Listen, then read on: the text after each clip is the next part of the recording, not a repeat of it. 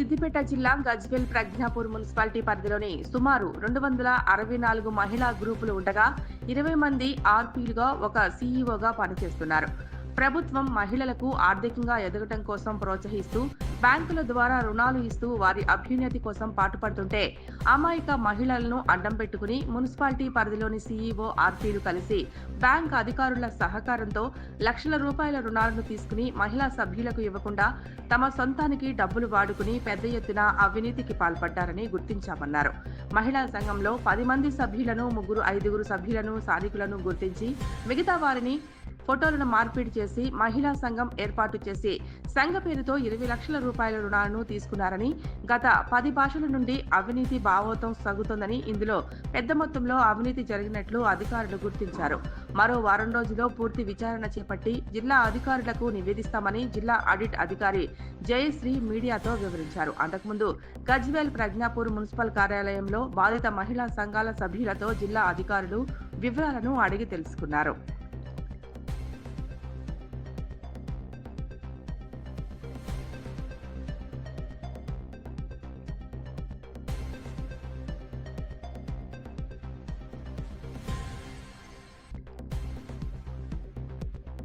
నమస్కారము.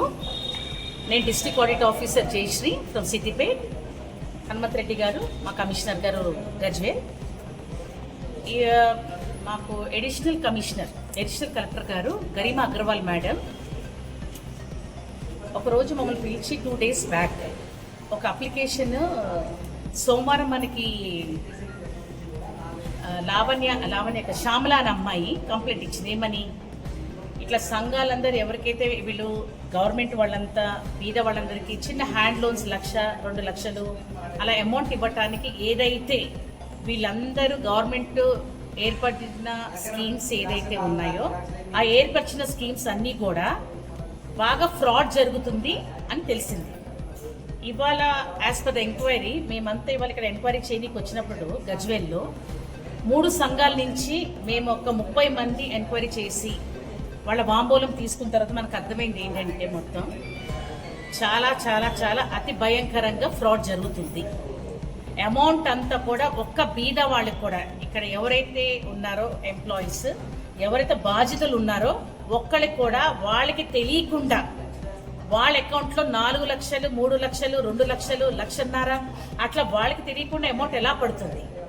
అది వాళ్ళకి వాళ్ళకి అకౌంట్లో అమౌంట్ వాళ్ళ అకౌంట్లో పడిందని తెలవటానికి ఏదో ఒక లోన్ పెట్టుకుందామని బ్యాంక్ వెళ్ళేసరికి ఆల్రెడీ మీ దగ్గర లోన్ నడుస్తుంది, మీరు ఆ పైసలు కట్టట్లేదు అని బ్యాంక్ నుంచి వీళ్ళకి నోటీసులు వచ్చిన తర్వాత, బ్యాంక్ నుంచి వీళ్ళకి ఫోన్స్ వచ్చిన తర్వాత వీళ్ళకి అర్థమైన విషయం ఏంటంటే మేము లోన్ తీసుకున్నామా 4 లక్షల ఎక్కడి నుంచి అని పెద్ద పెద్ద అధికారులకి అప్లికేషన్ పెట్టుకుని వీళ్ళు వచ్చి అడిగిందో తెలిసింది ఏంటంటే ఒక్కొక్కరి అకౌంట్లో 4 lakhs పడింది, ఒక అకౌంట్లో 3 lakhs పడింది. అది తెలవడానికి 3 సంవత్సరాల టైం పడింది. అంటే ఎంత ఘోరాది ఘోరమో మనం ఉట్టి ఎక్కడ వినటమే కానీ ఎప్పుడు ఇలా జరిగింది మనం ఎక్కడ చూడలేదు. ఇవాళ నేను ఆ 30 మంది 3 సంఘాల నుంచి నేను చూస్తే బాలాజీ గ్రూప్ అని ఒకటి, నెహ్రూ గ్రూప్ అని ఒకటి, మూడోది శివశంకర్ గ్రూప్ అయితే మరీ దారుణం ఏంటి. వీళ్ళు 10 మంది మనుషులు ఒక గ్రూప్ని ఫామ్ అవుతారు. ఆ 10 మంది మనుషుల్లో కూడా వీళ్ళు ఎలాంటి ఫ్రాడ్కి ధైర్యం చేశారంటే 10 మంది సంఘంలో ఉండాలంటే 5 మట్టుకే ఫేక్ వాళ్ళు, 5 అక్కడ సంఘంలో ఉన్న మెంబర్స్ అనమాట. అంటే ఇక్కడ చేసిన ఆఫీసర్స్ ఎంత తెలివిగా స్కామ్ చేశారంటే మనం స్కామ్ అనే చెప్పొచ్చు. ఎందుకంటే ఫోటోలు కూడా అక్కడ 10 మంది ఉంటే ఒక గ్రూప్ ఫామ్ అవుతుంది. వీళ్ళేం చేసిండ్రంటే అక్కడ 10 మంది లేరు.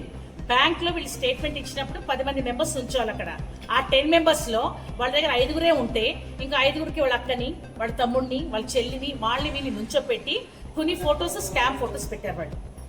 అసలు ఇలాంటివన్నీ మనము వినటమే కానీ నేను ఎప్పుడు లైఫ్లో చూడలేదు. ఇవాళ నేను ఇక్కడ ఎంక్వైరీ ఆఫీసర్ కింద మా సబార్డినేట్ ఆఫీసర్స్తో వచ్చిన తర్వాత నాకు చాలా చాలా షాక్ అయిన విషయం ఏంటంటే ఇంత భయంకరంగా బీద వాళ్ళందరినీ ఇంత ఘోరాది ఘోర